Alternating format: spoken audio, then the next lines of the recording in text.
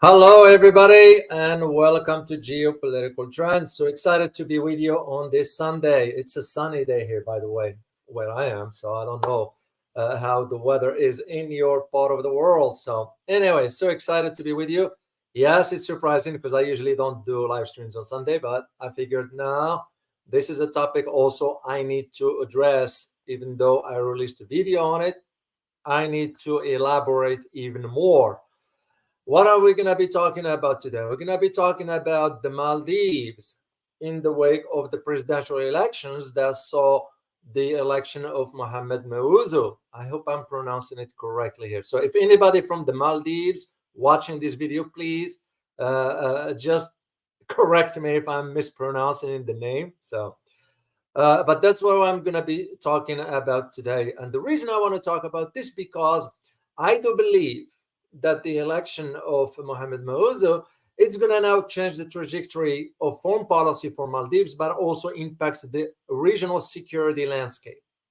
Now, how, you may ask? Well, this one has to do with between the two major players in that part of the world, India and China. This is why some have considered the elections as a referendum, other on China and India. Others saying the opposite. And I will explain all this while providing some quote from some authors who argued that no, this elections is not a referendum.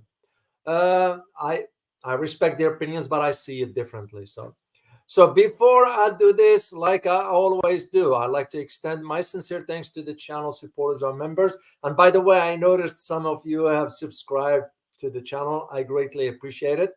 And I like also to give a shout out to a new channel member by the name of Robert Lawson. Thank you so much, Robert, for becoming a channel member. And I truly appreciate your support and all of you for that matter. So just to let you know, we are about 90 members / supporters for the channel. Once we reach 100, I'm gonna do the exclusive Q&A just for the members and supporters. So if you are interested, just to get us to 100, please do so and either become a member or a supporter. So I will also create Patreon account for you who wants to support the channel. This way you have choices. Whatever way you want to support the channel is fine with me, and I greatly appreciate it. So let's talk about the topics today, which the three key questions that I'm going to start with. First of all, right off the bat, how significant is the geopolitical implications following the elections of the new president in Maldives? In other words, will there be a major geopolitical implications to this? Second, what will India do? And if you noticed, I didn't ask what will India or China do, because China is not going to do anything. What will India do? And why am I mentioning India? Because if you look at the history, you have to go back to Sri Lanka. Then you understand India's reaction to the Maldives and what it might be. That's why I'm saying, what will India do? And the third element or the third question will be, what kind of foreign policy should we expect from the new administration of Mohamed Muizzu once he takes over on November 17th, I believe. That's when the election, the official reinstatement or the official day where Mohamed Muizzu will become the president. So, hi, David K. He's saying hello to you as well. Saying hello, Dr. O. Hello to you as well. Coach Ahoy, hello to you as well. And this individual has been with me for really way back. All of you, most of you that I recognize the names here. So good to see you guys. So let's get into this. So the Maldivian presidential elections, which now we know the outcome already. Mohamed Muizzu has been elected as the next president of Maldives. So this, of course, will put into the forefront the question of the relationship between, not between, or rather, but with India on one hand and with China on another hand. And this is why I say how significant the geopolitical implication is going to be, because we can't ignore that it's going to be, oh, Maldives is a tiny, which is a tiny, I'm going to get into the geography of it and a little bit of history. Yeah, but it's, you don't underestimate or minimize just because the size of the country, you know. It's the geographical location. When you look at the map, where it is vis-a-vis China, vis-a-vis India, I'm sorry, and vis-a-vis Sri Lanka, but also vis-a-vis, if you look all the way to Papua New Guinea. Why I'm saying PNG is because the recent military agreement between PNG and the United States. This is why it's important to understand this. So, before we delve deeper, let's go into the geography, and I'm going to share some pictures with you. This is, by the way, the picture of the new president. That's his wife, I believe. This Mohamed Muizzu. This is during the celebration speech where he gave to his supporters and so forth. So, all right, let's get into the geography of Maldives. Well, Maldives is a very, very low-lying island country in the Indian Ocean. It is about 717 kilometers from Sri Lanka and about 430 kilometers from India. Now, once again, you see now why I asked the question, what will India do? So the proximity, because you'll have to look at the history, what happened between India and Sri Lanka to understand what will India do vis-a-vis Maldives. So, there are about 1,192 islands, which are dispersed over an area of 90,000 square kilometers in southwest of Sri Lanka. Every island is individual and separate from other islands. So that's usually how it's known. So the lands of the Maldives, basically, I did see some pictures. They are very, very, very beautiful. Let me show some pictures here. Very, very beautiful, with sandy beaches and clear water seas that fade away into the deep ocean blue. I know some people who travel to the Maldives. I've never been there. So there are also coral islands. And in many islands, the sands are soft, very, very soft and fine, that is. So. Then comes the archipelago part of it. Well, Maldives is an archipelago of islands. Archipelago means basically chain of atolls. So the Maldives archipelago is made of about 26 natural atolls stretched over 90,000 square kilometers in the sea. It's interesting. Let me see if I get another picture for you here. No, I don't. I don't have the sea one, but yeah, that's what's interesting about it. So, and of course, within those islands, there are tiny coral islands, reefs, and marine lives. So Maldives is very, very, very beautiful, and I will provide you guys the link on all this later on. So.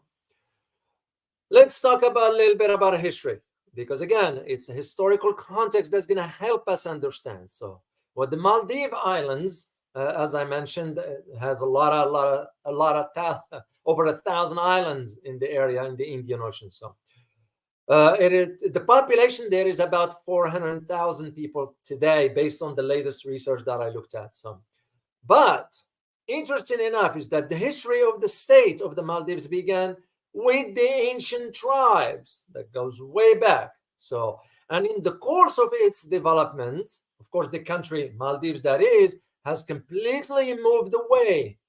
This is what's interesting. Moved away from the original Buddhism towards Islam. That's very interesting, because majority are Muslims in the Maldives. So, which has changed both the culture and the mentality of the inhabitants. Its inhabitants, that is. So the history of the Maldives is a story about one proud and rebellious people. Naturally, so many events in the country has led to the formation of a number of national and public holidays of the Maldives. So, but one key that we need to understand is the origin rather of the settlements. I'm going to take you back about 2,000 years ago. The Maldives archipelago was inhabited by people from today's India and Sri Lanka.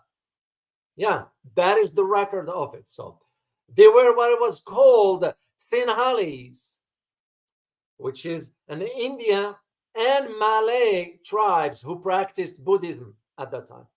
So the ancient and modern culture of the Maldives was also influenced by Dravidians.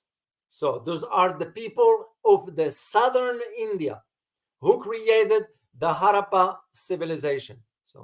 So the first islanders did not leave any major archipelago traces, but historians believe that the houses were made of wood, palm leaves, and other natural material, which quickly deteriorated due to high humidity and large amount of salts in the air.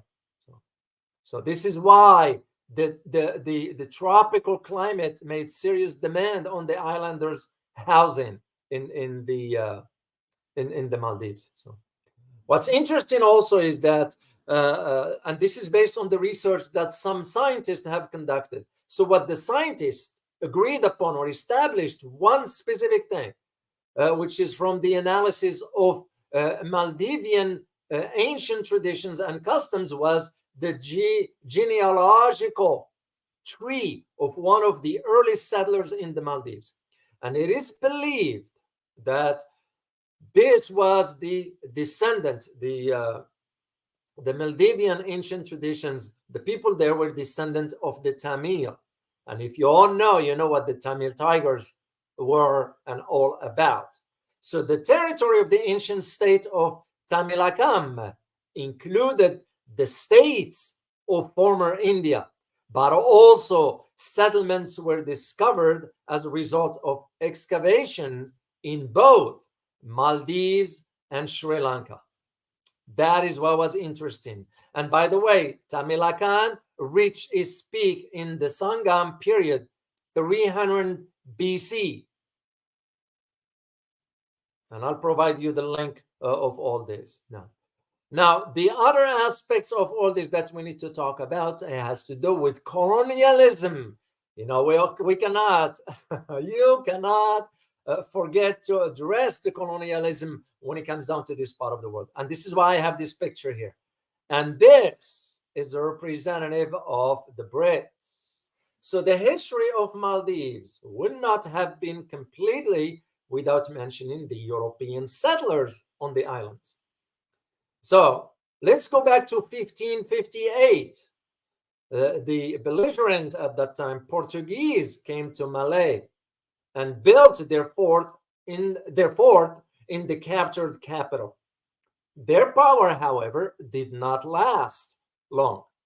And in 1573, the inhabitants of the Maldives destroyed the Portuguese colonizers and expelled their descendants. Same time later, the Dutch wanted to establish a government in the archipelago, but they also failed to break the free spirit of the indigenous and independent Maldivians. Fast forward to 1887, the protectorate over the Maldives was established by none other than the Brits, which we all know what they did in that part of the world, in addition to what they did to the Aborigines in Australia and so forth. And in the next century, in 1959, a new separatist state appeared on several atolls. The United Republic of Subadiv. This is in honor of the archipelago of the same name. Its formation was the beginning of a new chapter of the islanders' struggle for independence. So then what comes after this was the battle with the rulers. And what's important about this, guys, is understanding the Maldivians did not suffer from the power of the Portuguese and the Netherlands. Rebellion, or rather, against English rule began in the Maldives in 1964. So the airport was destroyed by the Brits, of course, and the residence of the British administrator was seized. In 1965, Great Britain regained independence for the island, and at the same time, the Subadiv archipelago was reunited with the rest of the Maldives.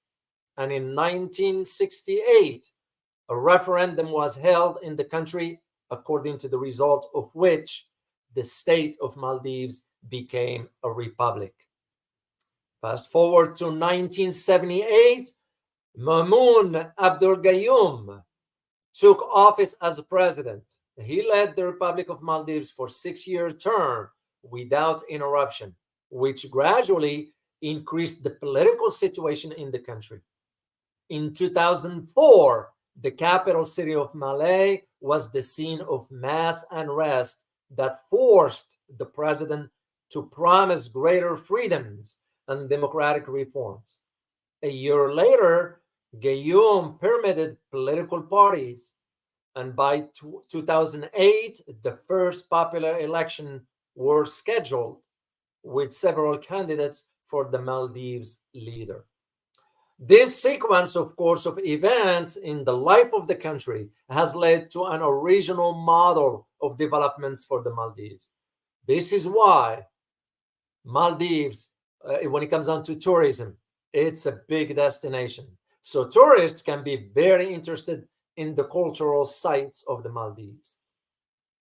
What about today, you may ask? Well, let's start with the end of 2008. What happened? Elections were indeed held in the Maldives. Mohamed Nasheed, was the first elected national. He held office until 2012, when protests involving the police led to the resignation of the president. And the reason for the riot, here, because I found two different accounts about the reasons for the riots. So the reason for the riots was the arrest of the head of the country's criminal court and the beginning of at that time of the banning of the spa centers at the state level. That's what led to that. So Mohamed Nasheed was eventually arrested along with the Maldivian Minister of Defense. After the coup d'etat, that is, and yes, they are the record that is using the term coup d'etat, not a revolution, coup d'etat. So there was a slight lull. However, in 2018, which was only 6 years ago, in February, President Abdullah Yameen, which was the way he's been arrested, declared a state of emergency in the Maldives for 14 days. That's what happened. At that time, the former political leader, Gayoom, was detained. And interestingly, Yameen is the only, here is the key, is the only brother of the Mamoun Abdullah. So today, the population of the Maldives is descendant from Southeast Asia and the Middle East, not from India or Sri Lanka, as some record mentioned. So the official language is Indo-Aryan or the Ivehi, but many people speak Arabic and English. Writing is based on the Arabic Persian alphabet. When I say Arabic, I'm referring to the MS, Modern Standard Arabic, which the alphabet will use.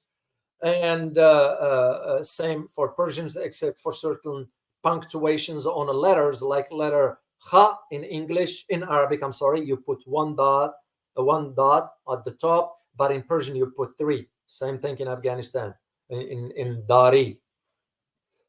Most people live in Malé, the capital that is, although some islands are still uninhabited. So this is part of where the issue, where part of the history of the Maldives. This is why, and I'm going to get it right now into the brief analysis I'm going to share with you. This is why I asked the question, Actually, I'm going to ask you the question. Why me ask? Because I want you to be part of that. In your opinion, based on what I share with you and based on what you know, and based on the video that I published for you, do you believe the referendum was on India and China? So, in other words, was the election a referendum or not a referendum on both India and China? Let me know in the box, what do you think, please? Because I like to learn about your opinion and because I like you to be part of the conversation. So And this is part of where we need to understand on both sides China's influence and India's concerns. So this is why you saw the thumbnail that I post for you on the description on the post.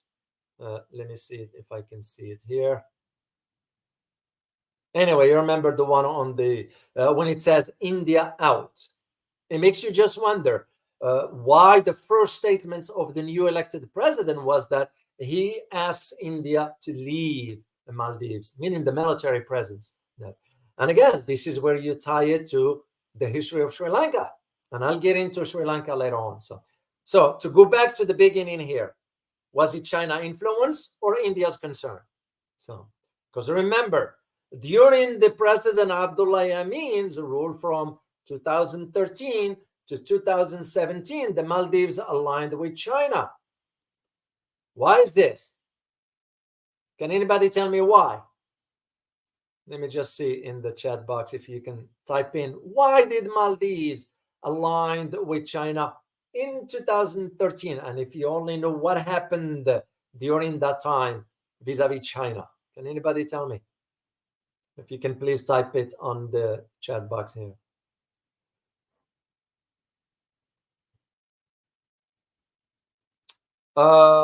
Yeah, it takes a while to show up here, but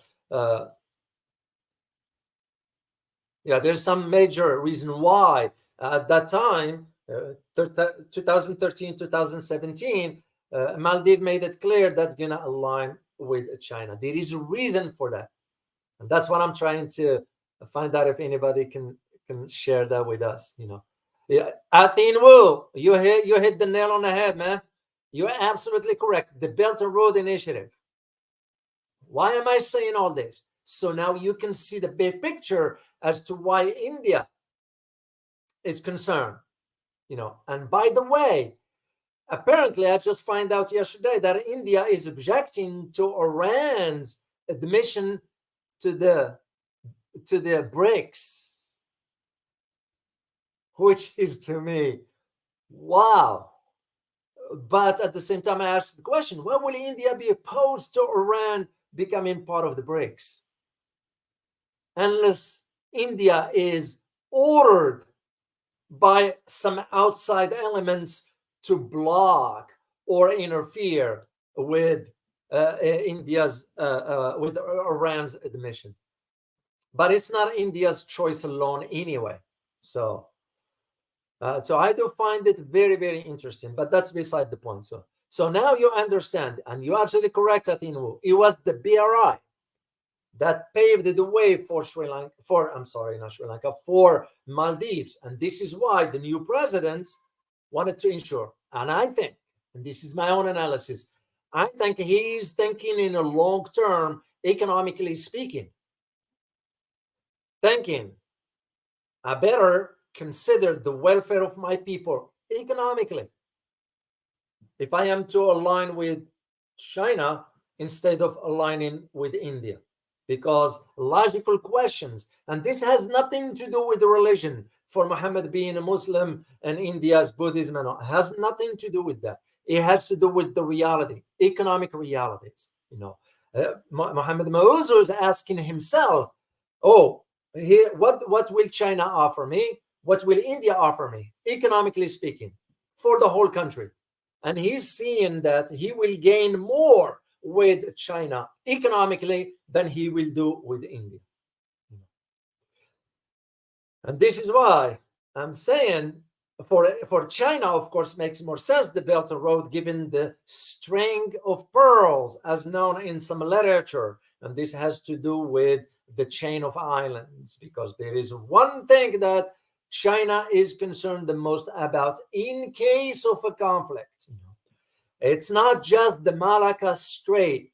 If you look at the map where Maldives is, here's the map here. Oh, not this one. I want to share this one here with you guys to see. When you look at this, what do you see right here at the bottom below in the south of Maldives? That's the Indian Ocean. And you have also access to the Arabian Sea. And why is this important? You're looking at a quarter of the world transactions that goes on water goes through the Indian Ocean. So to China, it makes more strategic sense to ensure that no US military presence or any other form are in Maldives.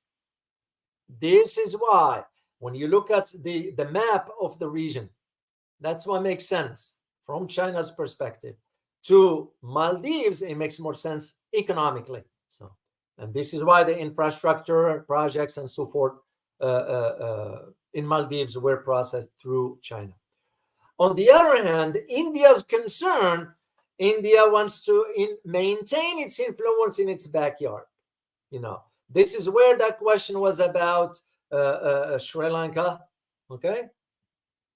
Of when the Indians sent its own force in 20, if I am to recall, when the turmoil happens in 2022. So, and I have an article for you about this one. I'm going to post it for you.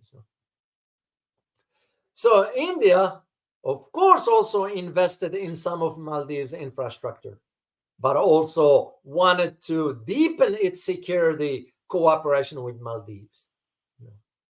But again, to India, it was about countering China. It wasn't about India itself. And this is what led me to think in terms of, okay, could India be instructed by the United States to move forward into this direction? Because I don't see India doing this on its own, knowing that Maldives is so small. Maldives doesn't constitute a threat to India. What for? And I compared the Maldives situation with that of the PNG, Papua New Guinea, when they went ahead and established the military ties. There is a second element to this regarding the agreement between India and the United States regarding the naval base that's going to be in India. Well, guess what? It was never a disclosure as to where the location of that naval hub is going to be.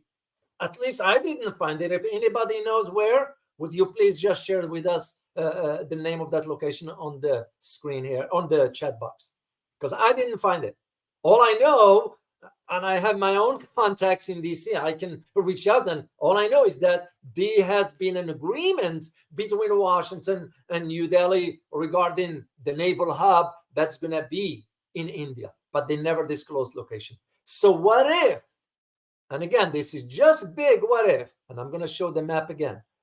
What if that hub, the naval hub, US, is right there at the bottom, let's say, way southern part of India, on the east side of Colombo, which is close proximity to Maldives. And if you have that proximity there, that means you have access to the Indian Ocean to control it certain ways. So could it be that's India's concern? Because why will India be concerned?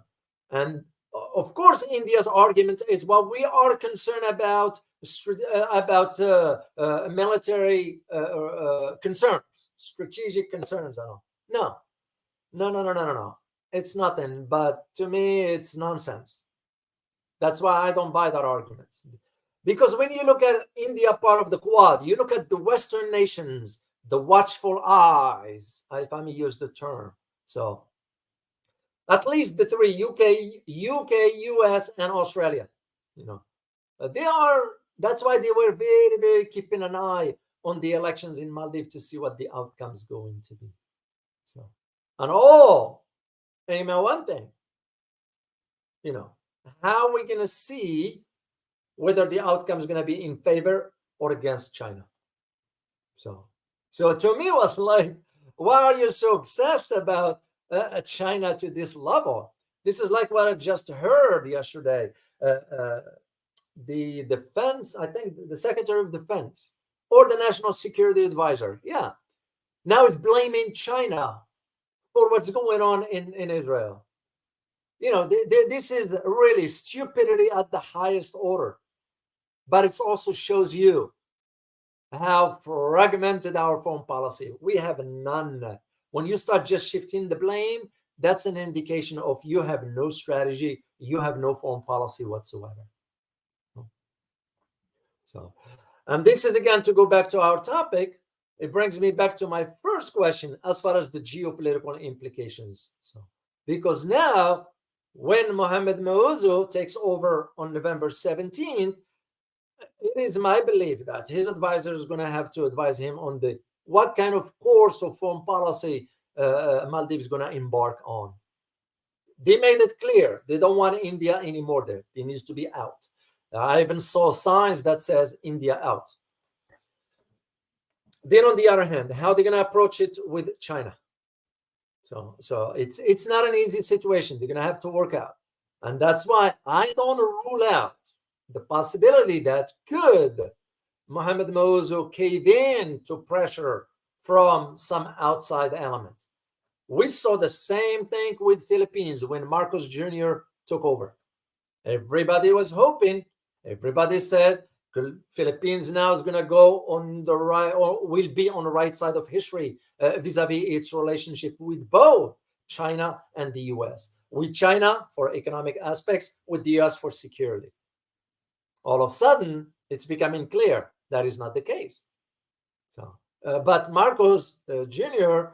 Or Bongbong is a weak leader to begin with.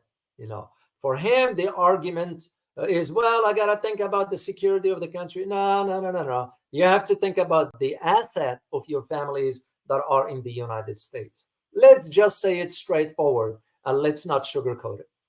And this is what Filipino people are coming to realize. I don't need to say it. It's well known out there anyway.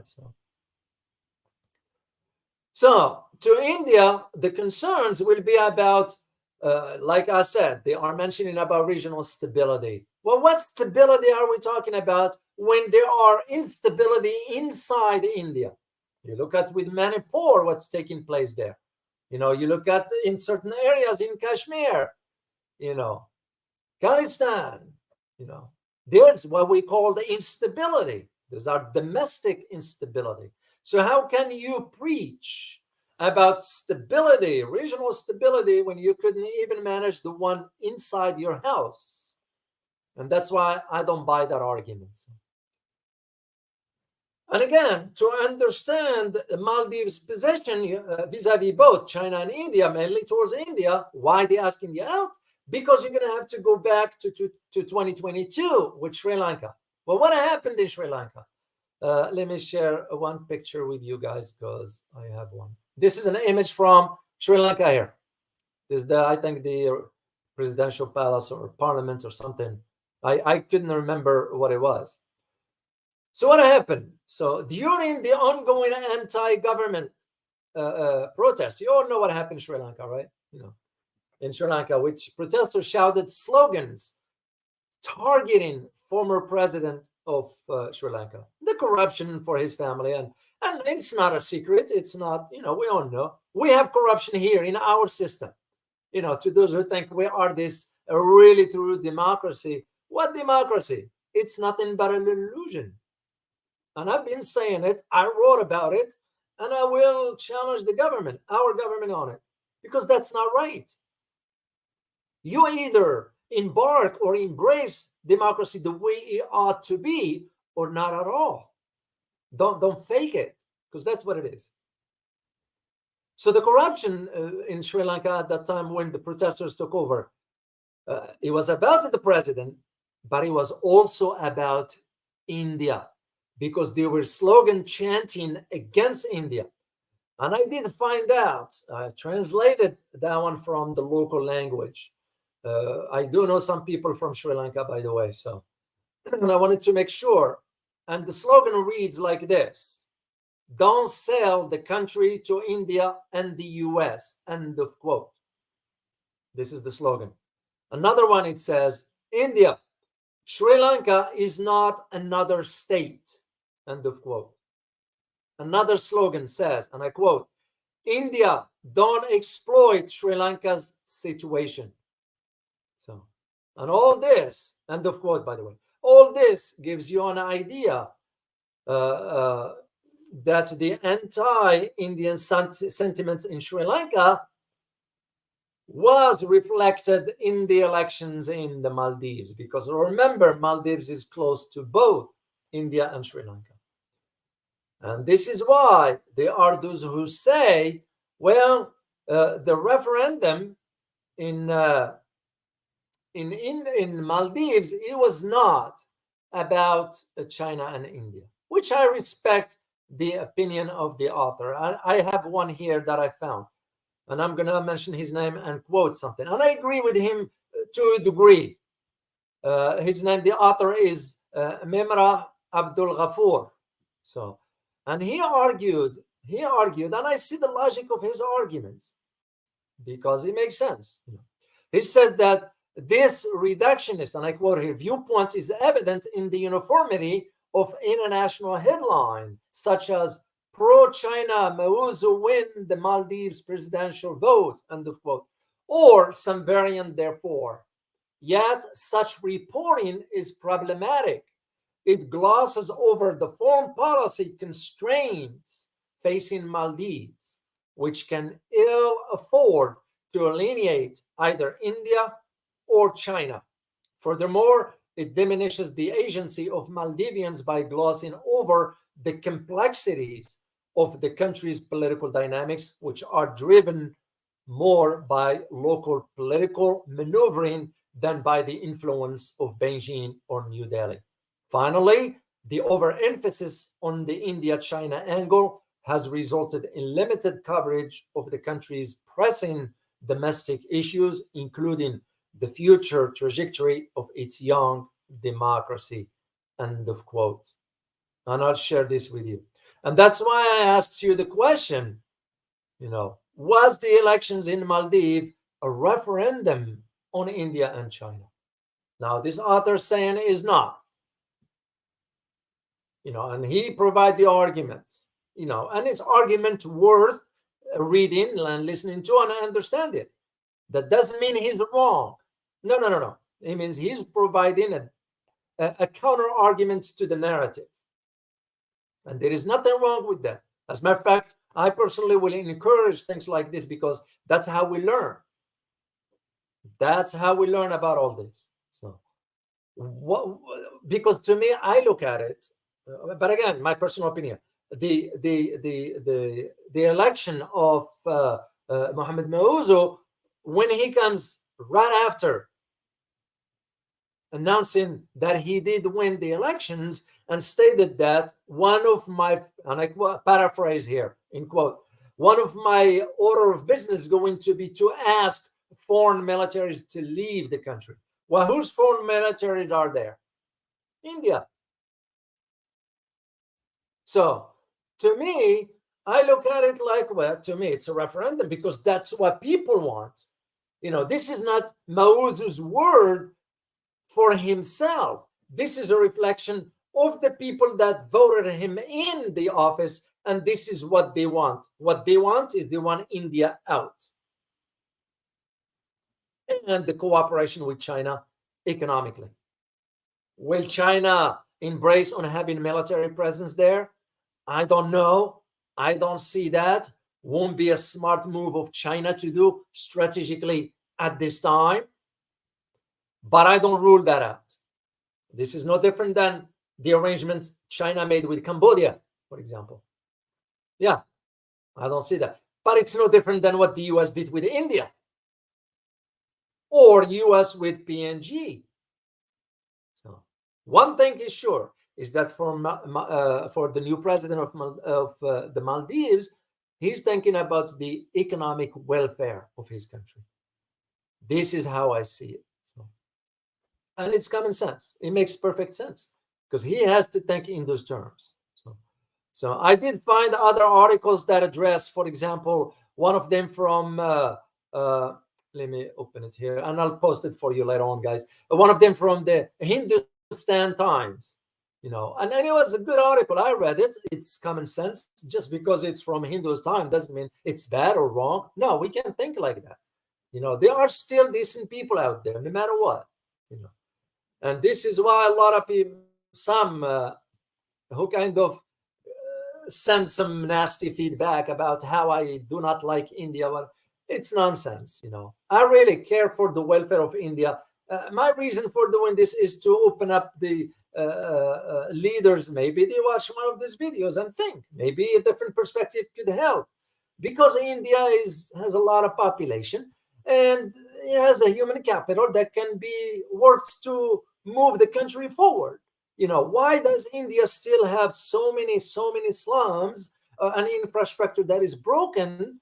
uh, and it's not like they are this poor country. It's not. That's the whole reason for why I'm mentioning what I'm mentioning. So the argument, the statement, or the article rather, from Hindustan Times argued that the title says, and I quote here, how the Maldives election will shape Indian Ocean geopolitics.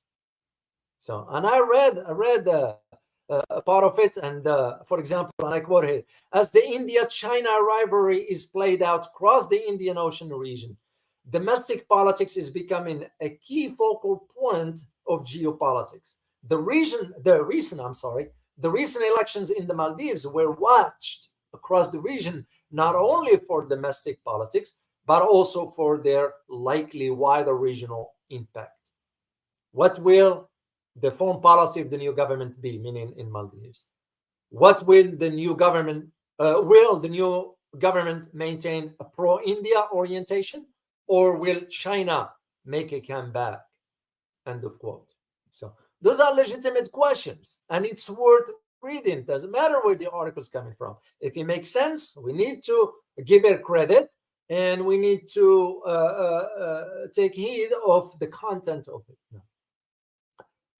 Now, one of the things I will disagree with the author, let me put it back here, because I need to mention his name or her name. Because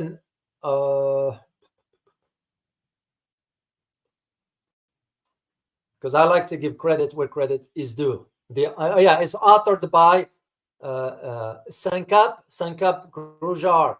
He's an assistant professor of Department of Geopolitics and International Relations in Manipal, not Manipur, Manipal Academic of Higher Education. So where I disagree to a degree with him is the word he used at the beginning, given the rivalry between India and China. Well, which rivalry are we talking about here? Is there a rivalry to begin with? Or can India rival China? Which you and I, there is no measurements by which we can sort of assess or measure what this rivalry is all about. Economically speaking, China is up here, India is down here. I will understand the rivalry if they were about even, to a degree. That doesn't mean India is not competing. It is. It just, we use the term, according to the author, using the term rivalry. Usually we can't use the term too loosely because it doesn't correspond with the facts on the ground. And the facts are the economy of China outperformed India many times. So the military might of China outperformed that of India. Let's just state it straightforward. That doesn't mean India does not have military capabilities. That does not mean India is not moving forward. That's not what I'm saying. All I'm saying is, and when you read an article, this is why it's important to understand how the narrative is structured. So if we are to throw the word rivalry there, it has to be something by which we can measure this rivalry. And I don't see that there. So this is why I wanted to highlight this one for you guys, to put this in perspective, to understand the big picture. Like I always say, understanding the big picture is very, very important. This is an image from the locals in the Maldives.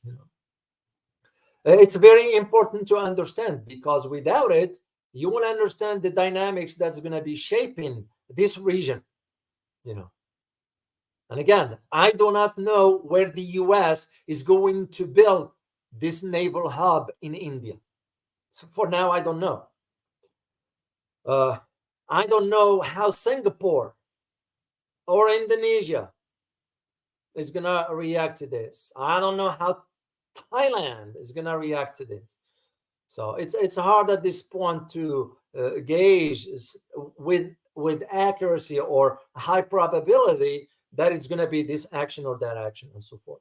What is at least clear to me as a geopolitical analyst is that Maldives made it clear as to which direction it's going to go vis-a-vis China. Now remember, I didn't say which direction Maldives foreign policy as a whole it's going to go vis-a-vis China. All I said was what direction Maldives is going to take vis-a-vis China. Now the reference is to the economic aspects. This is where I see that difference. And again, it's like when I read that article from that professor, it's well thought out, well articulated. I'm not arguing against that. It's just that idea of the rivalry between China and India. There is no rivalry there because it can be in a rivalry. You look at it even now, believe it or not. There is now major issue in the US between the high-tech companies and the White House, especially Tim Cook for Apple. Why? Because the iPhone 15 sales were plummeted, And what is the result of? It's because the US policy towards China. Why is that? Is because the rivalry. That's when the rivalry is exemplified through measurements of the industry in this case. We can't say the same thing about India and China as far as a rivalry, because even Apple itself left some of its operations or took some of its operations out of India and wanted to take them back to China. And this is again in certain setting in foreign affairs and global affairs, those are the norm terms that are used to connotate or reflect some sort of a sentiments as to where things are. But sometimes we have to be very careful as to how we word certain things, because we will end up sending the wrong message, when in reality there is no rivalry between India and China, because India is not at the level to even have a rivalry with China. The other issue that I am now digging into, which I will let you guys know about, India sort of claiming that it will not allow Iran to be part of BRICS. Or, I'm sorry, I'll take this back. India is opposed to Iran becoming part of BRICS. I don't know. I don't know about India's rationale for something like that. Even though India does get some oil from Iran, India also is operating Chabahar port in Iran. So I don't quite understand the rationale unless India has been pressured by some key Western. You all remember when France wanted to get into BRICS, whatever. And I said, I did a video for you guys. And well, what did I argue? I argue that how can BRICS trust France to be part of its entity? There is no way, because France will act like an eyes and ears for the West. Well, the same argument now is made about India within BRICS. So, and again, I'm not saying BRICS needs to kick India. No, that's not how it works, first of all. And second, there is a protocol to how they need to go about this one.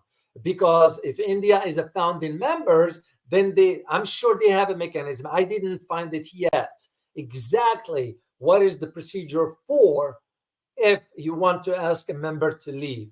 Now, I do know that India left the Shanghai Cooperation Organization on its own, but was it asked? I don't know. So there could be the same arguments that can be made that so. But still, to me, it's mind-boggling that all of a sudden India will claim such thing, not allowing Iran into BRICS, even though knowing that India is going to benefit, because if Iran is part of the BRICS, Iran, what is known for? Massive access to energy, producer, an OPEC member, And if they are to sell their oil and energy, whatever, to India, it's gonna be in their own currency. So I don't see the logic, the arguments. And again, I could be, I don't know.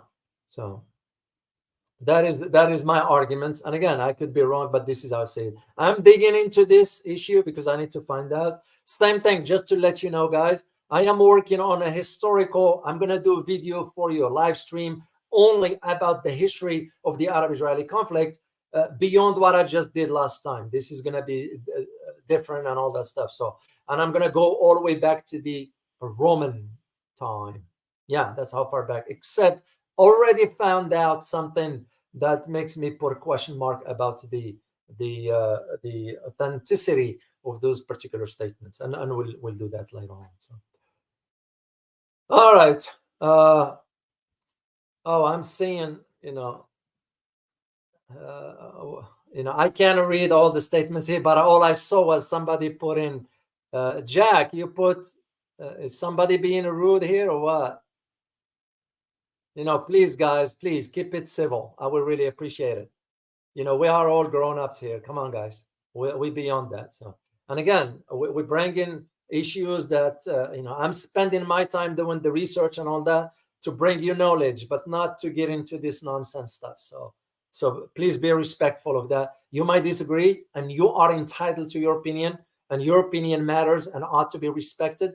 But again, please be respectful. And I don't know what the conversation is all about here, because I'm focusing on sharing my analysis with you. I can't do two, read and speak at the same time. It's so please, I will appreciate you if you can just not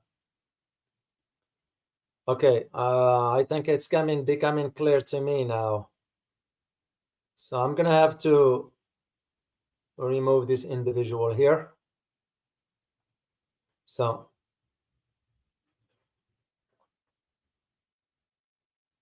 yeah, because it's I will not tolerate that, and if the person wants to unsubscribe, please do so, because I have no tolerance for that. Respect is earned.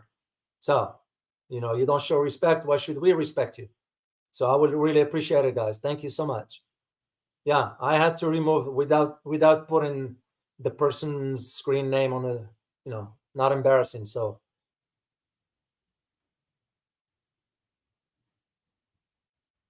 I'm gonna look. I'm looking through right now just to see, because I'm gonna have to remove if there's any. Now,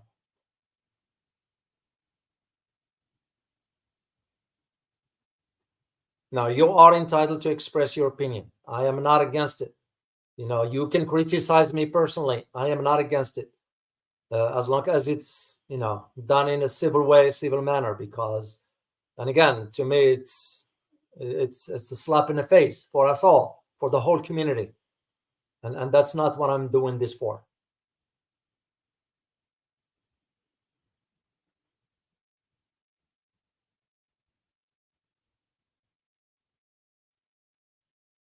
All right. So it was that particular individual. So anyway, it's done. It's the past. Let's move on.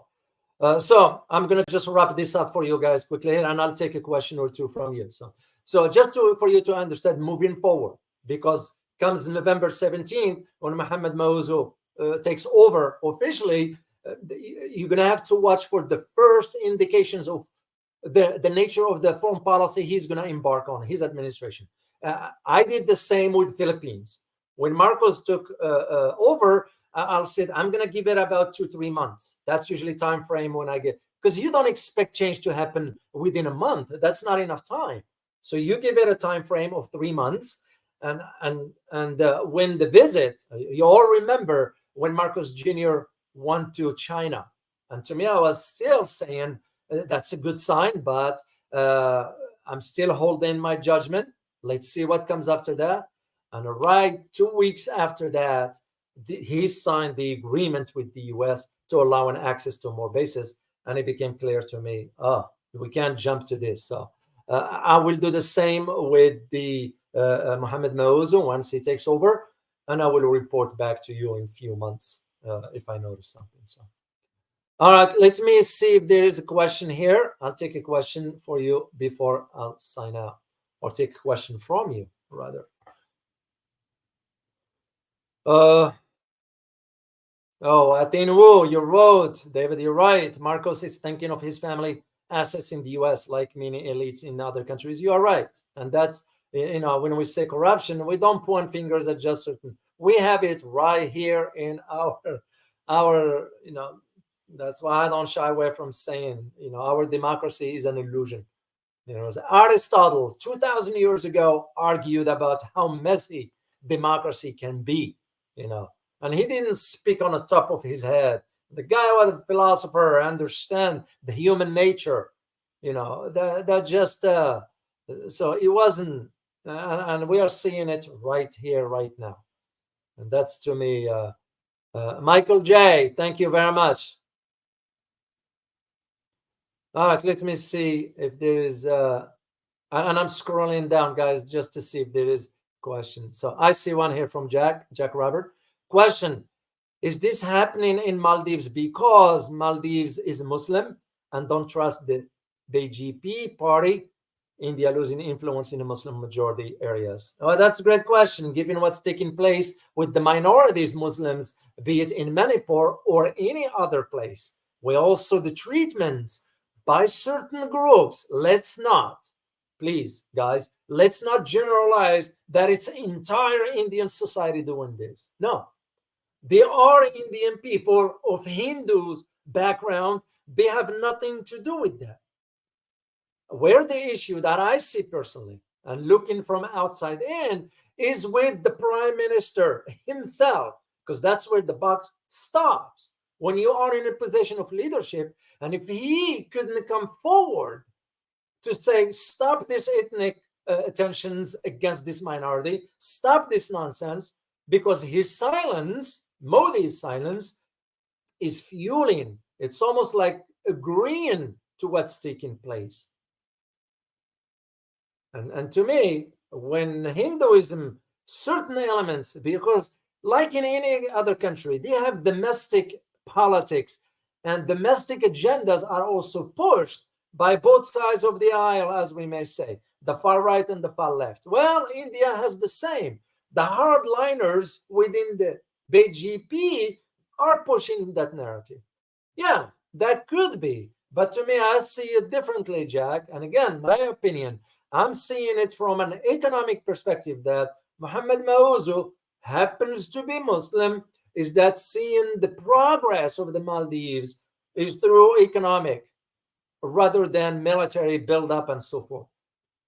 And again, the assessments based on the historical track that was going on, they realized because the previous president, who is now in jail for corruption, because the previous president was pro-India.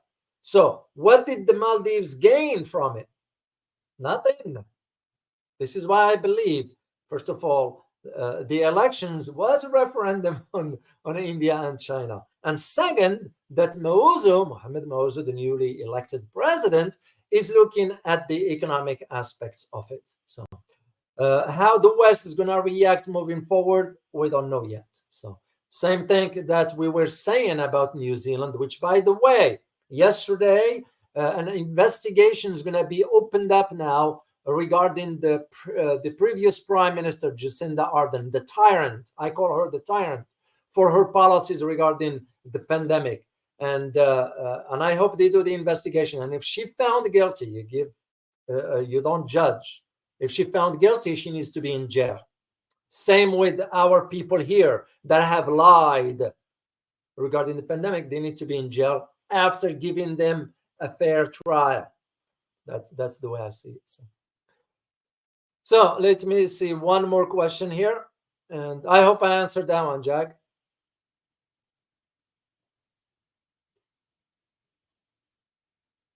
It's fascinating developments in the Maldives, and I am sure it's going to be moving forward, and they depend a lot on tourism It's because it's pretty from the people that I'll talk to.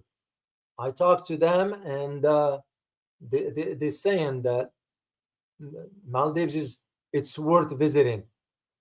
I'll take one last question here from Hong Guang. Good to see you. Question, Dr. O. Back to the Palestine-Israeli war.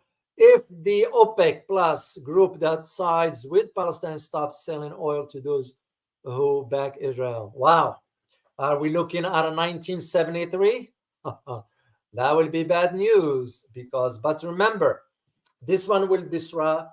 Yeah, it could be, but it could also trigger a reaction from those Western countries. What kind of reactions? We don't know at this point. There was a rumor, and this is just a rumor, I couldn't confirm it, that Qatar said that they're going to stop delivering liquefied natural gas if the West does not pressure Israel. Later on, they said, well, that was just nothing but a fake news. I don't know.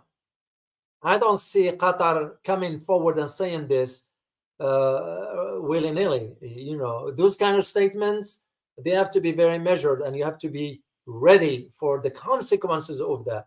Because if you back down, that means you have no credibility. This is why the idea of sort of cutting off oil, yeah, it can work, but those Arab countries. Let me say something straightforward here, as one who is very familiar with the Arab culture and so forth. Arabs, some of them, not all, they tend to talk too much. Sometimes when you talk too much and you don't act, then you're perceived as weak.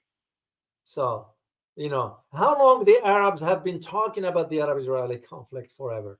You know, they couldn't, you know, you look at so many countries in the Arab, you tell me you couldn't exert pressure out of all the natural wealth you have and all that. But again, I can't speak for all of them because even Arab countries themselves use the Arab-Israeli conflict as justification to divert attention from domestic failures, be it in economics, education, social settings, and so forth.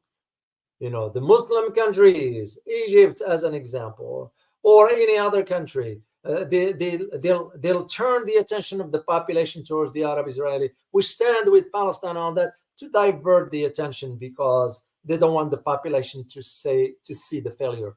We do the same here in the US. The failure of how the middle class now is falling down, the government is finding alternatives to divert the attention towards other conflicts overseas. Doesn't take genius to figure this out. So will the OPEC members do it? I don't see that happening. You have to coordinate amongst so many, and I don't see them doing that. What you see, for example, is like Saudi Arabia, for example, it's gonna now put on hold its talks with Israel about normalization. And like I mentioned last time, 4 Arab countries or Muslim countries, Bahrain, United Arab Emirates, Morocco, and Sudan, they already normalized relations with Israel, and now they are under the microscope from other Arab countries, because that means they agree to what Israel is doing to Palestine. That's their decision, but I am sure there are reasons for why those countries agreed to normalize. They got something in return that I know for a fact. So this is how I see. That's how I see it, guys. So anyway, as I said, just to close this out, I'm going to be working on the history program for you about the Arab-Israeli conflict. As a matter of fact, I might include the whole Middle East. I wrote extensively about the Middle East, so I'm very, very familiar. And we can do just a live stream on a history of the Middle East, including the Arab-Israeli conflict. All right, guys, I wish you a good Sunday afternoon, evening, whatever part of the world you're in. And I hope you find this very informative. As always, remember, geopolitics impact your daily life in more ways than one. Thank you very much. Bye-bye.